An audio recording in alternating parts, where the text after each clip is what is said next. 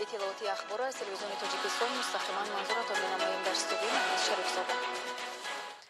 امروز اساسگزار صلح و وحدت ملی، پیشوای ملت، پرزیدنت جمهوری تاجیکستان محترم امامعلی رحمون با مقصد شناسایی با شرایط زندگی مردم، رفت کارهای آبادانی و بنیادکاری و افتتاح یک قطار انشاءات با سفر کاری به ولایت ختلان تشریف آوردند. سفر کاری سرور دولت محترم امامعلی رحمون از ناحیه شهر توس آغاز یافت. گزارش همکاران ما.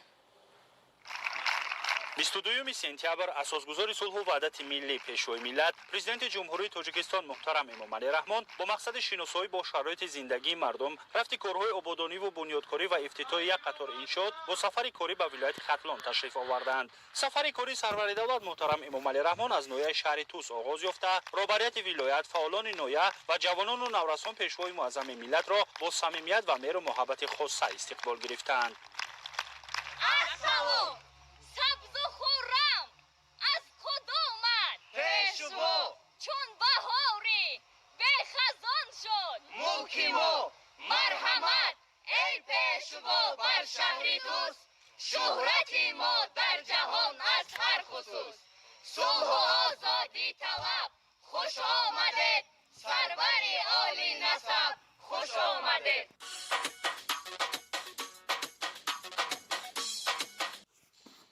اساسگزار صلح و وحدت ملی پیشوای ملت پرزیدنت جمهوری تاجیکستان محترم امامعلی رحمون نخست با حالت استفاده بر زمین در خواجگی‌های دهقانی قندف و حامد شناس شده از نمایش محصولات کشاورزی دیدن کردند.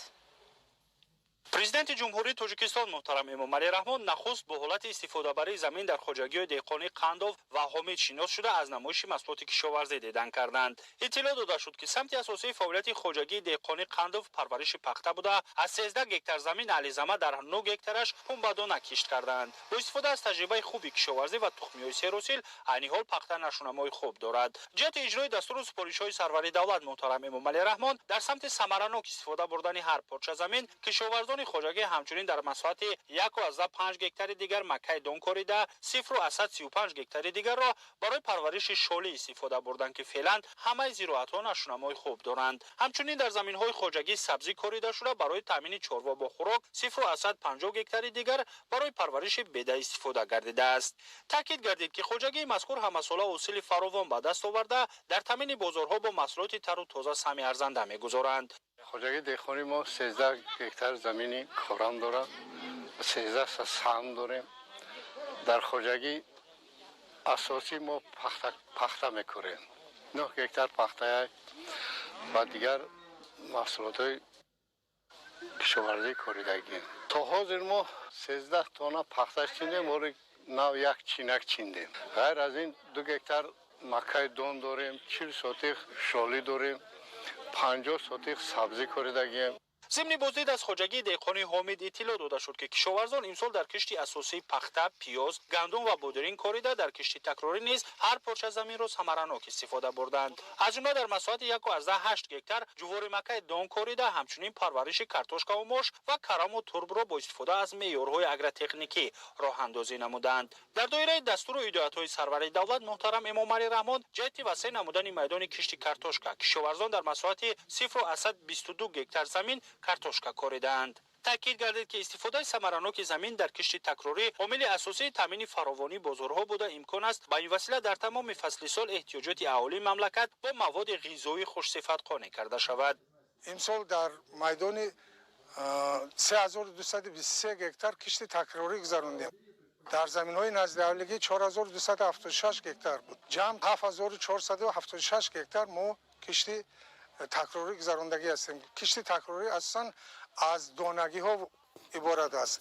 مکه دان، چهارمغزک زیر زمینی، موش، نخود و دیگر نمودهای محصولات کشاورزی را تشکیل می‌دهد. 5380 هکتار میدان کشت پختمون وجود دارد. حاصلناکی پختمون حاضر تا امروز قریب 12 سنتینری را تشکیل کرده است. غیر از اون ما غله‌دانه کشت میکنیم. دیگر نمود زراعت‌های کشاورزی همچنین کشت میکنیم.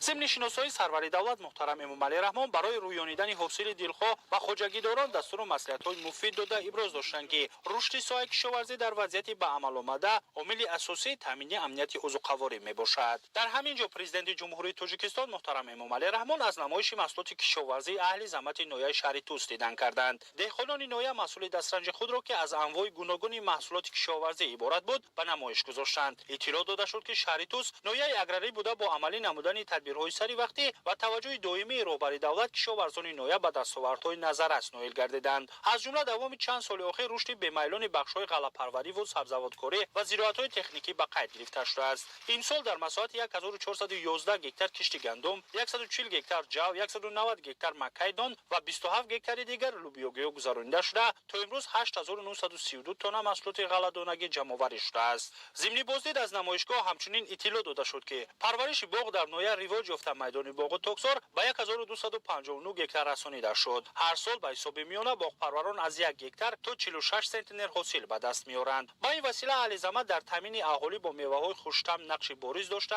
همچنین در سمت صادرات آن به دیگر کشورها نیز بالاترین نشان دهنده‌ها به قید گرفته شده است. از جمله در موسم جاری باغ پروران 3973 تن میوه دانکدار را جمع‌آوری کردند که این نشان داد از نقشه پیش بینی گشته زیاد میباشد. در نمایشگاه همزمان نوع‌های گوناگون محصولات پولیزی به معرض گذاشته شد و اقتدار استحصالی نویه در این سمت نیز معرفی گردید. به اطلاع مسئولین در نویه امسال 510 گکتار زمین برای پرورش پولیزی استفاده شده، 23830 تن محصولات جمع‌آوری و به بازارهای نویه و جمهوری پیشنهاد گردیده است.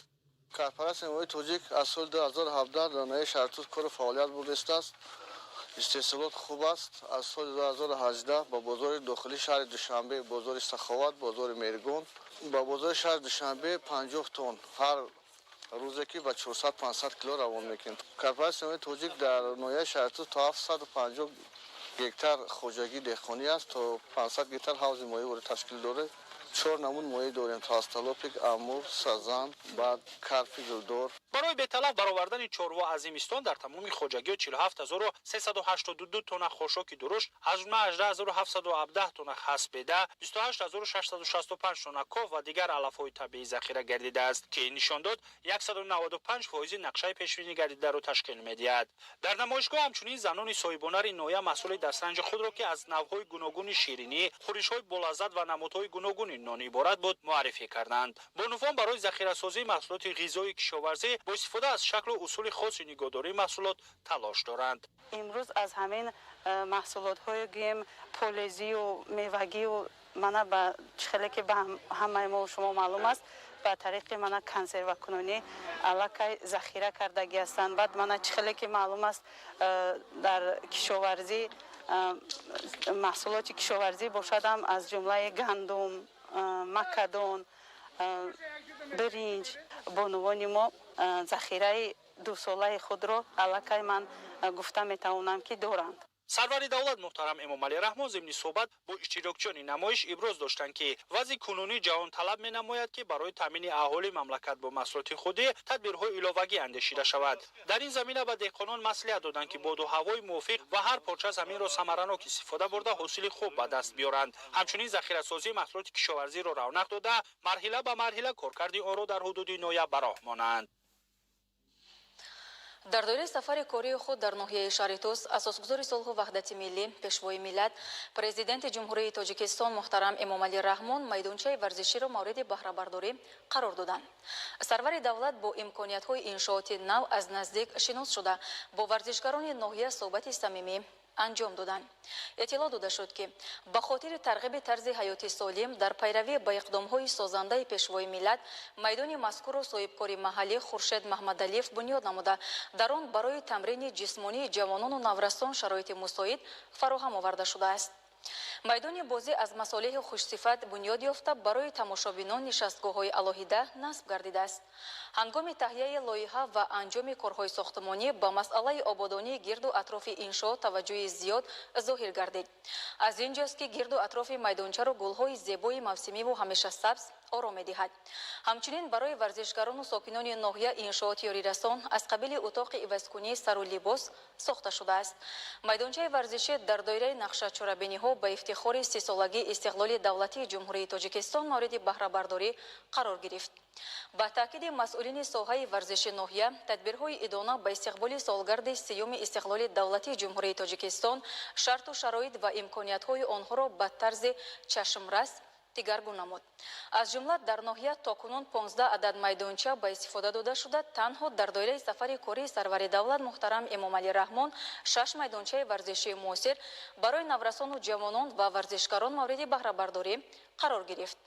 зимни бозид роҳбари давлат иқдомҳои бунёдкоронаи соҳибкорони маҳаллиро намунаи ибрат хонда ба ҷавонону наврасон маслиҳат доданд ки имконоти мазкурро самаранок истифода баранд ва вақтҳои холигии худро бештар бо машқу тамрин сипарӣ намоянд, зеро варзиш омили муҳимтарини солимист. дар ноҳияи Шаритус асосгузори сулҳу ваҳдати миллӣ пешвои миллат президенти ҷумҳурии Тоҷикистон муҳтарам Эмомалӣ Раҳмон дар майдони Исмоили Сомонии ноҳия рамзҳои асосии давлатдорӣ, парчам ва нишони давлатиро дар вазъияти тантанавӣ ифтитоҳ карданд. баландии парчам якҷоя бо стутунпояш 53 метрро ташкил дода, дарозӣ ва паҳнои матои он 14 ба 7 метр мебошад. пояи нишони давлатӣ бошад 28 метрро ташкил менамояд. корҳои сохтмонӣ дар майдони парчам ва нишони давлатӣ дар муддати кӯтоҳ ва бо сифати баланд ба итмом расонида шуд. аснои шиносои пешвои миллат муҳтарам Эмомалӣ Раҳмон аз сифати корҳои анҷомёфта изҳори қаноатмандӣ намуда, қомат афрохтани парчам ва нишони давлатиро дар маркази ноҳия иқдоми нек арзёбӣ карданд. маврид зикр аст ки иншооти мазкур бо дастгирии мақомоти иҷроияи ҳокимияти давлати ноҳияи Шаритус ва ҷалби соҳибкорони ватандӯст бахшида ба 30-юмин солгарди истиқлоли давлатии ҷумҳурии Тоҷикистон бунёд гардида, дар корҳои сохтмонӣ мутахассисони маҳаллӣ ҷалб гардиданд. атрофи майдони парчам ва нишони давлатӣ бо гулу дарахтони сояфкану ороишӣ ва фавораҳо оро дода шуда, ҳамчунин барои истироҳати шаҳрвандон нишастгоҳҳои замонавӣ насб гардидааст. тамоми роҳрав ва гузаргоҳҳои назди майдони парчам ва нишони давлатӣ сафолакпӯш гардидааст ки барои гаштугузори бошандагони ноҳия мусоид мебошад. майдони мазкур дар масоҳати умумӣ 0,187 гектар бунёд гардида, ба симои ноҳия ҳусну таровати тоза зам менамояд. баъди ба истифода додани рамзҳои давлатдории миллӣ барои истироҳату фароғати сокинони ноҳияи Шаритус низ имконияти хуб фароҳам гардид. ҳамин гуна корҳои ободонию бунёдкорӣ дар ноҳияи Шаритус идома дошта, дар назар аст ки то ҷашни 30-юмин солгарди истиқлоли давлатӣ боз даҳо иншооти дигар мавриди баҳрабардорӣ қарор дода мешавад. асосгузори сулҳу ваҳдати миллӣ пешвои миллат президенти ҷумҳурии Тоҷикистон муҳтарам Эмомалӣ Раҳмон зимни сафари корӣ дар шаҳру ноҳияҳои вилояти Хатлон дар ноҳияи Шаритус ҳамзамон ба фаъолияти маркази хизматрасонии муосир оғози расмӣ бахшиданд. сохтмони маркази хизматрасонӣ яке аз бандҳои нақшаи тадбирҳо ба истиқболи сазовори ҷашни 30-юмин солгарди истиқлоли давлатии ҷумҳурии Тоҷикистон мебошад ки аз ҷониби соҳибкори ватандӯст Холназар Досиев дар муддати кӯтоҳ ва бо сифати баланди меъморӣ анҷом дода шуд. ба пешвои муаззами миллат иттилоъ доданд ки бино аз 2 ошёна ва таххона иборат буда, қабати якум аз тарабхона, ошёнаи дуюм меҳмонхона ва қабати поёнии он аз ошхона иборат мебошад. тарабхонаи маркази хизматрасонӣ барои 150 нафар пешбинӣ гардида, дар он барои баргузории тӯю маъракаҳо ва дигар ҷашну чорабиниҳои фарҳангӣ имконияти хуб фароҳам оварда шудааст. намои берунаи бинои тозабунёд бо тарҳ ва усули миллӣ оро ёфта, саҳни он дар масоҳати 500 метри мурабба сафолакпӯш гардидааст.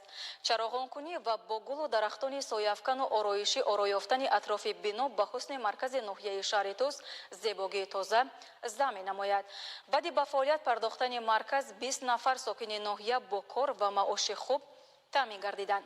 сарвари давлат муҳтарам Эмомалӣ Раҳмон ба корҳои анҷомёфта баҳои баланд дода, ба фаъолият пардохтани иншооти мазкурро ҷиҳати беҳтар намудани инфраструктури соҳаи сайёҳӣ муҳиму саривақтӣ арзёбӣ намуданд. дар ҳамин ҷо ҳамчунин пешвои муаззами миллат бо як гурӯҳ ятимон ва маъюбон аз ноҳияҳои Қободиён, Дӯстӣ, Носири Хусрав ва Шаритус мулоқот намуда аз ҳолу аҳволи онҳо пурсон шуданд. ضمن ملاقات سرور دولت نورسان و جوانان را که با امر تقدیر از پدر و مادر محروم گشتند با آموزش علم‌های معاصر، دوست داشتن وطن، حفظ ارزش‌های ملی و آباد و زیبا کردن وطن اجدادیمان هدایت نمودند. در همین جا پرزیدنت مملکت محترم امام علی رحمان به 78 یتیم پسران و دختران که زیر پرستاری حکومت مملکت قرار دارند تحفه‌ها عبارت از سر و لباس موسمی، شیم و کاستیوم و پایافزال تقدیم نمودند.